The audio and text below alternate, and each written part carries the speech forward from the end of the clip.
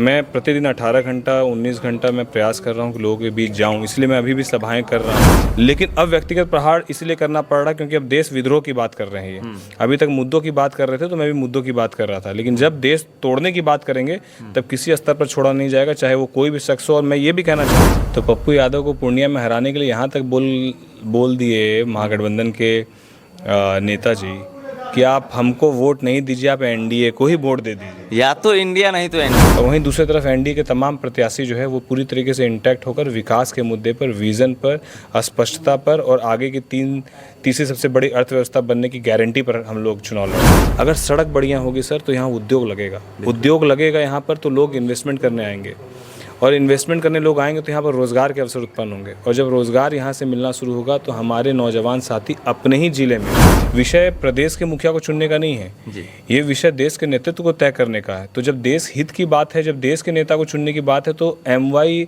या कोई भी जातिगत समीकरण की बात क्यों महागठबंधन कर? ऐसा क्या कारण हो गया कि आप 10वीं ही पास कर पाए, और 10वीं पास कर पाए तो इसको कम से कम आप इस तरीके से लोगों के बीच जो है इस तरीके का माहौल पेश करके, ये मैं कभी व्यक्तिगत प्रहार नहीं करता हूँ। 5 सालों में ये ज़रूर करके दिखाऊंगा कि किस तरीके से हम लोग चौमुखी लोकसभा का विकास आपके साथ के साथ मिलकर सुनिश्चित कर सकते हैं, किस तरीके से योजनाओं को, केंद्र की, राज्य की योजनाओं को यहाँ तक धरातल पर उतार सकते हैं। जी नमस्कार, स्वागत है आपका। मैं हूं अविनाश भट्ट, आप देख रहे हैं द न्यूज़ हॉल। देखिए रात के 9:30 बज रहे हैं और मैं मौजूद हूं पटसा में हूं। बाबा सर्वेश्वर धाम का मंदिर है ये, और ये हसनपुर विधानसभा क्षेत्र है, खगड़िया लोकसभा क्षेत्र है। और हमारे साथ देखिए एनडीए के प्रत्याशी जो हैं राजेश वर्मा जी हमारे साथ है। काफ़ी गहमा गहमी है, कार्यकर्ताओं के बीच है, और लगातार व्यस्तम शेड्यूल के बाद, बहुत देर के बाद हम लोग बहुत मशक्कत करने के बाद मिले हैं। सर स्वागत है आपका न्यूज़ हॉल पर। सर कैसे हैं आप? बहुत बहुत धन्यवाद, एकदम बुलंद हूँ, मस्त हूँ, कहीं कोई दिक्कत नहीं। खगड़िया लोकसभा क्षेत्र बहुत बड़ा है और इस तरीके से आप मतलब सभाएं कर रहे हैं लगातार सुबह से लेकर शाम तक, तो कैसा महसूस कर रहे हैं? जनता का कैसा रिस्पांस मिल रहा है? ऊर्जा बिल्कुल लोगों के आशीर्वाद और साथ के कारण ही है, और इसीलिए 18 घंटा फील्ड में रहने के बाद भी बिल्कुल थकान नहीं हो रही है। नहीं, मैं इसलिए कह रहा हूँ क्योंकि अब तीसरे चरण का चुनाव नज़दीक है, आपका चुनाव 7 तारीख को होने वाला है और बहुत कम समय बचा है। तो ऐसे में अगर जनसभाएं करते रहेंगे और रोड शो कम होगा तो थोड़ा जनता तक कम पहुँच पाएंगे, क्या कहेंगे आप? हम लोग वही प्रयास कर रहे हैं कि लोकसभा क्षेत्र बहुत बड़ा होता है जी, और इसको 1 महीने में समेट पाना बड़ा असंभव जैसा है। लेकिन जहाँ तक हो सके ये संगठन चुनाव लड़ता है तो संगठन के लोग कमोबेश सब जगह जा ही पा रहे हैं। और बतौर प्रत्याशी मैं प्रतिदिन 18 घंटा 19 घंटा मैं प्रयास कर रहा हूँ कि लोगों के बीच जाऊँ, इसलिए मैं अभी भी सभाएं कर रहा हूँ कि कम से कम 2-3 पंचायत के लोग भी अगर एक जगह एकत्र हो जाएं तो कम से कम मैं अपनी बात को उन तक रख सकूँ और वो मुझे देख सके, रूबरू हो सके। और बाकी रोड शो भी हम लोग कर रहे हैं, जैसे मैंने बेलदौर में किया, मैंने परबत्ता में किया, अब हम लोग कल अलौली में करेंगे, खगड़िया में करेंगे, परसों हमारा हसनपुर सुबह में मेरा है करने का, शाम में हम लोग सोच रहे हैं सिमरी बख्तियारपुर करेंगे। तो समय का भाव ज़रूर है, लेकिन कमोबेश हम लोग उसको पूरी तरह। सर आज मैं मॉर्निंग से हसनपुर में हूं और यहां जनता के बीच हूं, पक्ष और विपक्ष तमाम लोगों से मेरी बात हो रही है, चाहे इंडिया के कार्यकर्ता हों या एनडीए के कार्यकर्ता हों। एक रुझान जो है वो थोड़ा बहुत मुझे मिल पा रहा है। तो अभी जो कार्यकर्ताओं से मेरी बात हुई है उसमें यह है, जो इंडिया गठबंधन के लोग हैं वो ये कह रहे हैं कि देखिए खगड़िया जो लोकसभा क्षेत्र है उसमें जो है एमवाई समीकरण हमारा बेहतरीन है, और इस बार जो कैंडिडेट का चयन हुआ है, क्योंकि एक जाति विशेष को अगर आप देखते हैं तो कुशवाहा कैंडिडेट हैं, तो जिससे मतलब उनकी पोटेंशियलिटी ज़्यादा हो गई है। तो आप इसको लेकर क्या कहेंगे? देखिए वहाँ एमवाई का मतलब है माई का मतलब है मेरा। अच्छा जी। वहाँ एमवाई मतलब मुस्लिम और यादव नहीं है। अगर वहाँ एमवाई मतलब मुस्लिम और यादव के हितैषी होते तो हमको नहीं लगता पप्पू यादव को हराने के लिए पूरी ताकत लगा देते। अच्छा, पप्पू यादव एमवाई के तो हैं। अच्छा जी। तो पप्पू यादव को पूर्णिया में हराने के लिए यहाँ तक बोल दिए महागठबंधन के नेताजी कि आप हमको वोट नहीं दीजिए, आप एनडीए को ही वोट दे दीजिए, या तो इंडिया नहीं तो एनडीए। वही कह रहे हैं, आप मत वोट दीजिए, आप एनडीए को ही वोट दे दीजिए। तो आप ये बात समझ जाइए कि वहाँ पर उनका हित एमवाई मतलब माई था पहले। उनका हित अगर एमवाई यादव वाला होता तो आज पप्पू यादव जी को समर्थन वो देते, जिसमें पप्पू यादव जी चुनाव लड़ने के पहले माननीय अभिभावक से भी मिले थे, लालू प्रसाद यादव जी जो हैं, बड़े भाई तेजस्वी यादव जी से मिले थे, जैसा हम लोग मीडिया के माध्यम से जान पाए, देख पाए।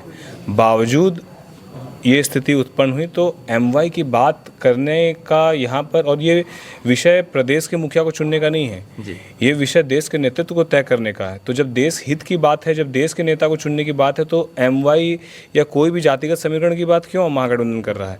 आप चेहरा तय करें ना कि आपके पास ये चेहरा है जो कि देश को आगे बढ़ाने के लिए आएगा। कोई चेहरा ही नहीं है।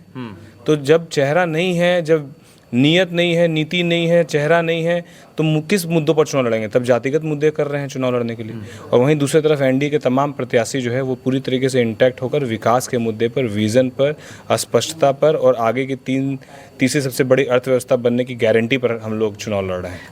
आज मैं एक इंटरव्यू देख रहा था, आपके जो प्रतिद्वंदी हैं कुशवाहा जी, वो एक पत्रकार साथी से बात कर रहे थे कि देखिए ऐसा है कि कश्मीर में जो 370 आप देख रहे हैं वो एकदम अनइथिकल है, हमारी जब सरकार आएगी तो हम वहाँ फिर से 370 को एस्टेब्लिश करेंगे। क्या कहेंगे आप? हम चाहेंगे कि पहले आपको एक बार उनसे उनकी क्वालिफिकेशन जरूर पूछनी चाहिए। ओके।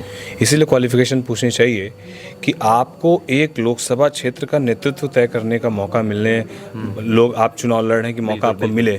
तो जब आप इतने बड़े लोकसभा का आप नेतृत्व करने का सोच रहे हैं तो आपके पास पॉइंट्स बहुत वैलिड होने चाहिए। एक तो 370 क्यों हटे, उसके पीछे उन्होंने जो रीज़न दिया वो इतना हाँ, मतलब वो ऐसा रीज़न है उनके, वो कह रहे हैं ये इलॉजिकल है कि 370 हट गया, लेकिन सही मायने में इलॉजिकल ये है कि उनका जो जवाब है, उनका कहना है कि अभी देखिए वोट बैंक के लिए लोग किस स्तर पर गिर जा रहे हैं। मुस्लिमों के साथ अन्याय हुआ इसलिए हम 370 जो है हटा देंगे। हाँ, मतलब वापस ले आएंगे। वापस ले आएंगे। तो आप इस बात को समझिए, जहाँ पर आपके पास विज़न नहीं है, आपके पास बोलने के लिए टॉपिक नहीं है, आपके फादर माननीय रहे, विधायक रहे, आपके भाई विधायक रहे, ऐसी क्या कमी रह गई कि आपकी क्वालिफिकेशन 10th पास ही रह गई? ऐसा क्या कारण हो गया कि आप 10वीं ही पास कर पाए?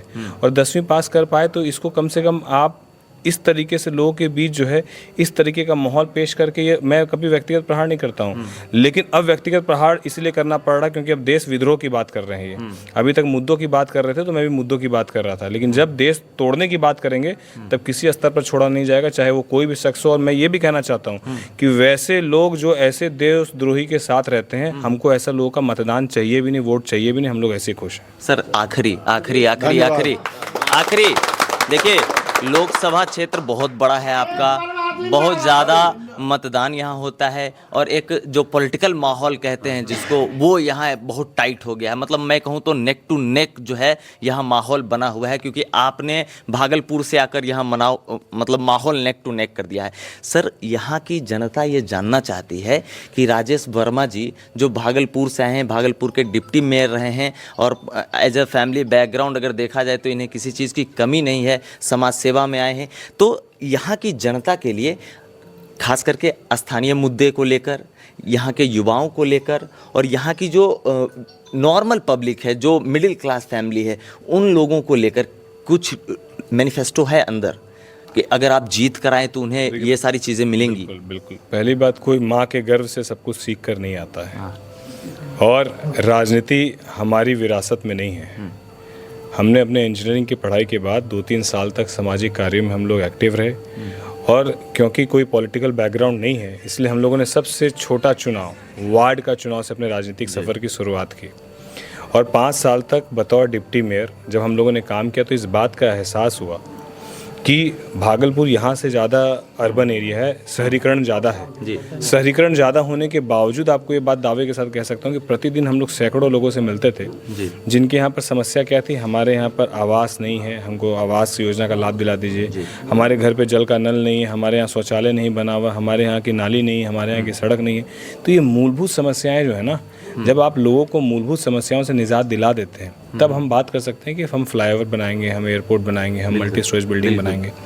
तो जब शहर वहाँ ज़्यादा होने के बाद इतनी परेशानी थी, तो आप इस बात को समझिए, इस 30 दिन के लगातार लोकसभा क्षेत्र के भ्रमण के दौरान मैं ये आपको आश्वस्त कर सकता हूँ कि अभी लोगों को मूलभूत समस्याओं से निजात दिलाने में आपको कम से कम 5 साल लगेगा। और ये इसलिए कह रहा हूँ कि आप पहला, जब मैं यहाँ पर आया तो सबसे पहले मथार एक जगह है जहाँ पर आग लगी, दियारा क्षेत्र है जी सर, वहाँ आग लगी हुई थी, वहाँ पर सैकड़ों घर जल गए, लोगों का जान माल का नुकसान हो गया। मैं अभी 2-3 दिन पहले नवादा गया था। अच्छा जी। जहाँ पर एक बच्ची जो है वो जलकर मर गई थी। कई गाय और जानवर मवेशी जो है वो जलकर पूरी तरीके से ख़त्म हो गए थे। अभी कल परसों एक आदमी भी पूरी तरीके से जल के, तो प्रतिदिन 2-3 दिनों में मैं ये सुनता हूँ कि सैकड़ों घर जल जा रहे हैं। तो वो क्यों जल जा रहे हैं? सरकार के पास पैसे का कोई कमी नहीं है, सरकार पैसा देने के लिए तैयार है। जनता की आवाज़ को, सरकार की योजना को जनता तक पहुंचाने का काम एक जनप्रतिनिधि का होता है। यदि जनप्रतिनिधि अपनी प्राथमिकताएं तय नहीं करेगा तो जनता इसी तरीके से त्रस्त रहेगी, क्योंकि उनको उससे कोई लाभ नहीं मिल रहा। तो इसका मतलब ये नहीं है कि आप उसकी समस्या का निदान नहीं करें।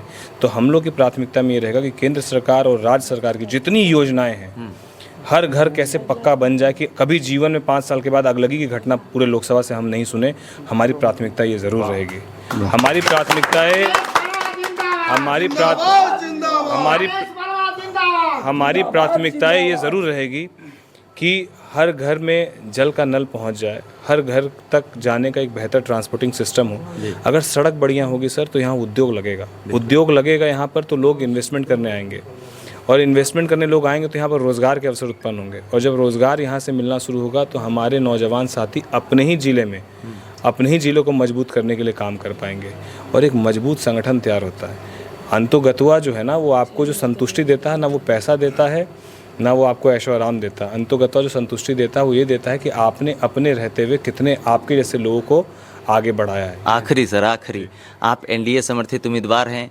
आपके जो पार्टी के सर्वे सर्वा हैं चिराग पासवान जी, उन्होंने आज अपना नॉमिनेशन कराया है, और वो अपने आप को खुद को मोदी जी का हनुमान भी बताते हैं। और जहाँ तक मैं घूम पा रहा हूँ, लोगों से मिल पा रहा हूँ, जो आपके समर्थक हैं वो मुझे ये कह रहे हैं कि भैया हमारा जो कैंडिडेट है ना वो चिराग 2 है, क्योंकि चिराग की चमक और राजेश वर्मा जी की चमक मिलती जुलती है। तो आप अपने आप को कहाँ देखते हैं? नहीं, वो चलिए, तो वो बिल्कुल बड़े भाई की भूमिका में है। और हमेशा से ये, मैं जब से पार्टी ज्वाइन किया हूँ तब से उन्होंने बहुत सम्मान दिया है और बहुत आशीर्वाद दिया है। और 2020 में उन्होंने विधानसभा भी लड़ाया। 2024 में जिसकी मैं तैयारी नहीं कर रहा था, मैं विधानसभा की ही तैयारी कर रहा था, एक बड़ी जवाबदेही, एक बड़ा विश्वास उन्होंने मुझ पर दिखाया है।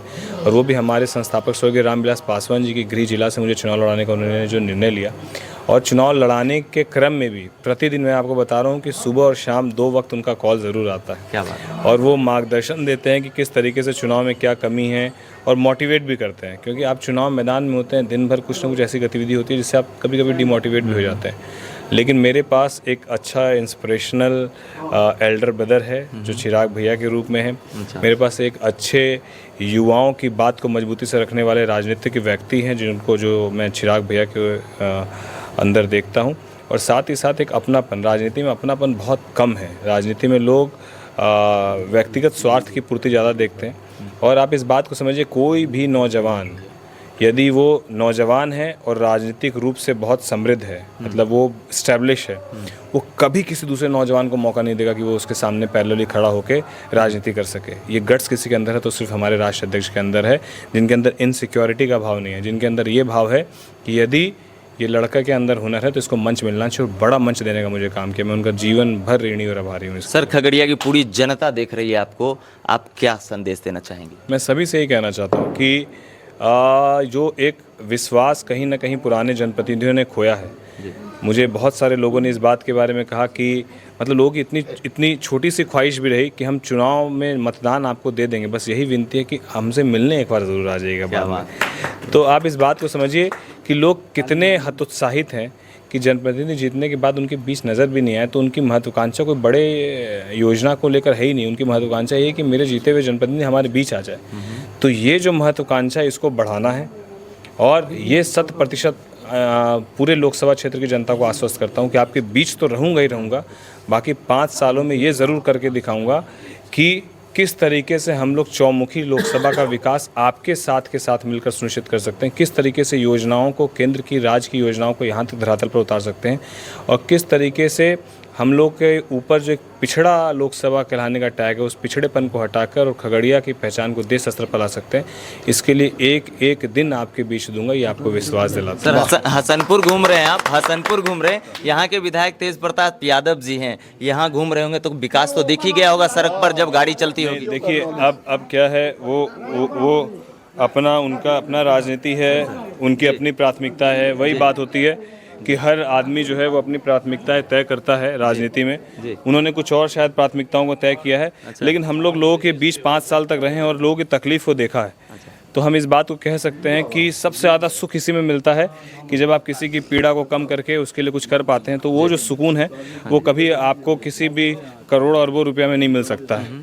पैसा ऐसा नहीं कि हम लोगों ने नहीं देखा है, हम लोगों ने सारे सुख सुविधाओं को देखा है, लेकिन सुकून जो है वो इन्हीं चीज़ में मिलता है जो अभी मैं कर रहा हूँ और जो करता आया हूँ। Thank you so much sir बात करने के लिए। धन्यवाद। राजेश वर्मा जिंदाबाद।